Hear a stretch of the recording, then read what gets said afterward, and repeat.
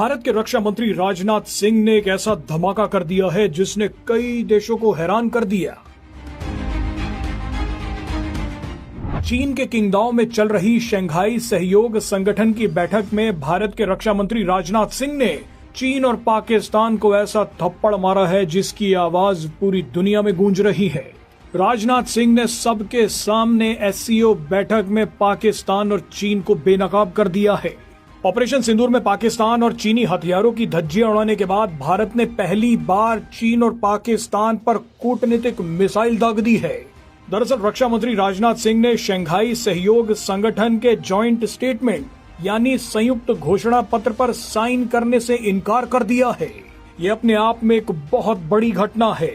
इसकी वजह से शंघाई सहयोग संगठन की जॉइंट स्टेटमेंट जारी ही नहीं हो पाई। इस जॉइंट स्टेटमेंट में कुछ ऐसा लिखा था जो रक्षा मंत्री राजनाथ सिंह को पसंद नहीं आया। उन्होंने साइन नहीं किया और पेन नीचे रख दिया। भारत ने इस जॉइंट स्टेटमेंट में चीन और पाकिस्तान की एक ऐसी मक्कारी पकड़ ली जिसके बाद बवाल मच गया। भारत ने तुरंत फैसला किया कि वो इस स्टेटमेंट पर साइन नहीं करेगा। दरअसल एससीओ की जॉइंट स्टेटमेंट में पहलगाम आतंकी हमले का जिक्र तक नहीं किया गया, लेकिन चीन और पाकिस्तान के षड्यंत्र के चलते बलूचिस्तान में चल रही अशांति के बारे में लिख दिया गया।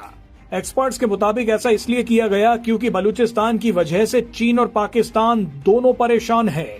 चीन ने अपनी ताकत का इस्तेमाल करते हुए इस जॉइंट स्टेटमेंट में जानबूझकर बलूचिस्तान का जिक्र कर दिया।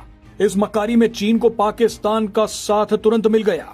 चीन और पाकिस्तान एक षड्यंत्र के तहत यहाँ इशारा करने की कोशिश कर रहे थे कि बलूचिस्तान में जो अशांति है उसके पीछे भारत हो सकता है, क्योंकि बलूचिस्तान की जनता भारत से समर्थन मांगती है। ऐसे में राजनाथ सिंह ने जब जॉइंट स्टेटमेंट में बलूचिस्तान का नाम पढ़ा तो वो भड़क गए। सूत्रों के मुताबिक भारत ने कहा कि पहलगाम आतंकी हमले का जिक्र तक नहीं किया गया, लेकिन बलूचिस्तान का नाम जोड़ दिया गया। सूत्रों के मुताबिक राजनाथ सिंह ने कह दिया कि जो लोग आतंकवाद को प्रायोजित, पोषित और अपने लालची उद्देश्यों के लिए इस्तेमाल करते हैं, अब उन्हें इसके नतीजे भुगतने होंगे। ऐसे देश आतंक को एक टूल किट की तरह इस्तेमाल करते हैं और आतंकवादियों को पनाह देते हैं। इस तरह के दोहरे मापदंडों को कोई जगह नहीं मिलनी चाहिए। ऐसे में एससीओ जैसे संगठन को उन देशों की आलोचना करने से नहीं झिझकना चाहिए जो आतंकवाद को पॉलिसी की तरह इस्तेमाल करते हैं।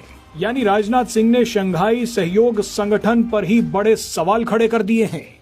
ऐसा करना इसलिए जरूरी था क्योंकि शंघाई सहयोग संगठन चीन के दबाव में अपनी स्टेटमेंट में कुछ भी बेबुनियाद चीजें लिख रहा था, लेकिन